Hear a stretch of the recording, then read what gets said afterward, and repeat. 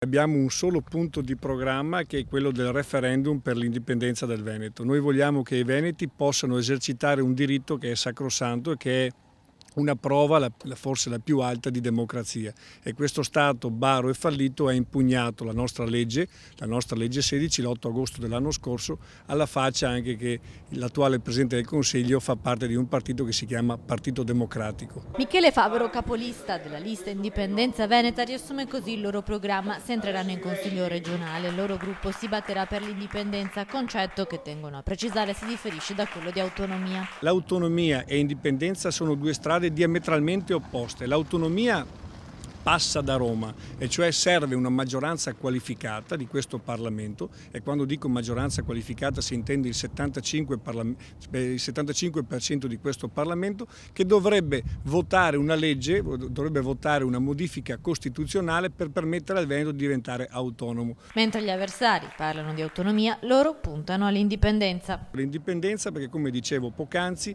è un diritto che i veneti devono e possono esercitare grazie all'opera che ha fatto Indipendenza Veneta, ed è completamente diversa perché stiamo occupando di una sfera del diritto internazionale.